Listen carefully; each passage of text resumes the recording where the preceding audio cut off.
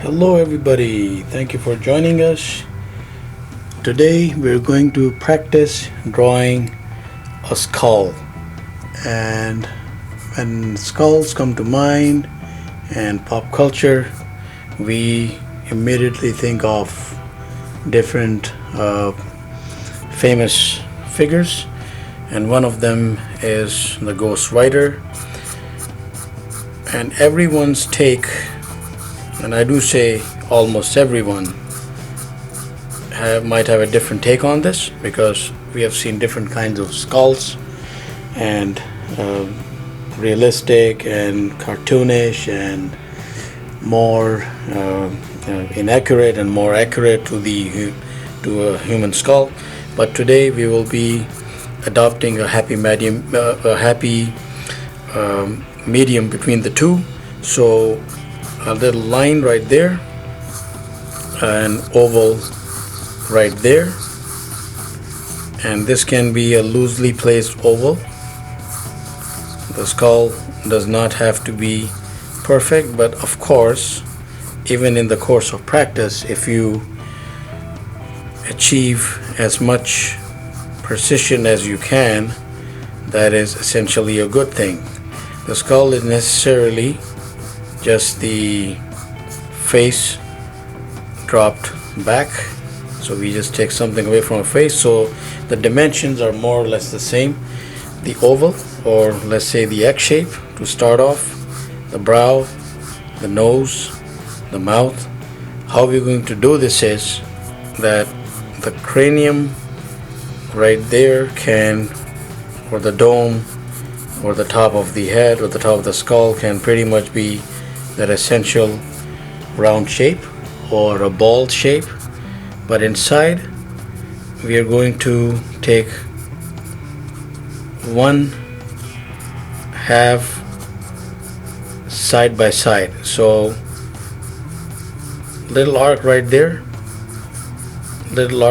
between these two, more curved, and those are just guidelines so that you could come in like so once you have put those arcs down. And then we round off below the bottom arc, come back up and join right here. Then let's throw in the nose, nice and big. Again, you could always Google images, but in this case, since it's Ghost Rider that we are trying to practice with, I would actually not go into a real skull first to practice. I would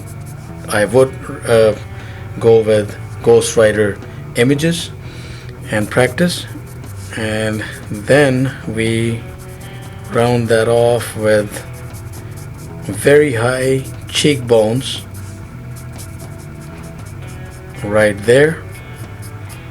Now that is not necessarily accurate according to your usual human skull, but it is something that does work for Ghost Rider. And then inside,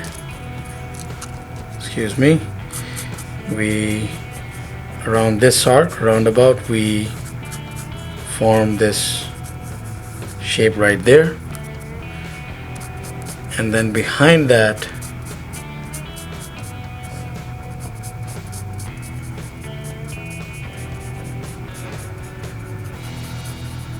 another, that is the jaw, as you have guessed, and let's come down right there. Now to throw in some details, I would actually go and just first pen the details out.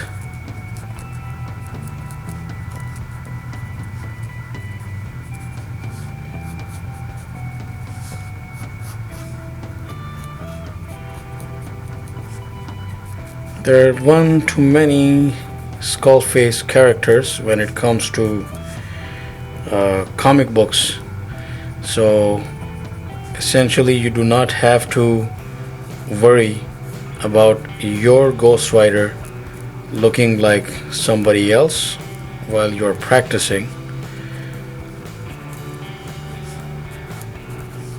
There is the Atomic Skull, then there is Dread Knight, I believe, who also has the same skull theme going. So what does differentiate Ghost Rider from those is, aside from the fact that he's more well known, is that he has that ever famous fire about the skull. So when you have put down the basic pencil work, or and then eventually the pen work, you might be using a marker, you have to make sure that you use effect lines to throw in that essential Ghost Rider fire. And to do this, I will recommend a motion just for practice sake, and because we are not exactly doing the finest art here when it comes to laying down a sketch in a few minutes. So we are really talking about just some basic work that reflects something like a flame. So the motion is like so, so again, something like that, back and forth, and then even it out like that. You do not have to have very solid lines anywhere, and then the flames do not have to have that same direction going. In fact, if I'll give you a tip here, and it's a hats off to a very realistic Ghost Rider artist in Garth Ennis. Try his artwork out. He draws the flames not too exaggerated and very, very accurate, but that's on the realistic side. If you Google on the more basic side, you could try Mr. Corbin's more down to earth but yet very, very educated pencil work when it comes to inks and true comic form. And here we have just some details thrown in there. You could have those glowing eyes inside those sockets, but that is, again, it's up to you. That's not really my preference, but that's just to add some quick details in there, just to differentiate the exterior from the interior. Now if I was taking more time, I would of course put in some more detail work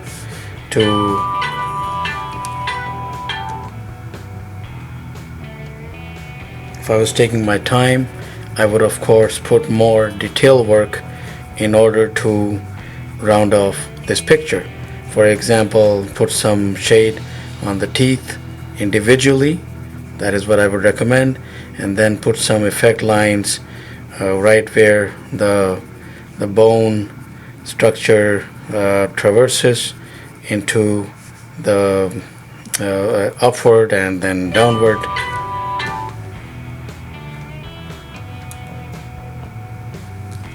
Upward and where the bone structure traverses upward and downward.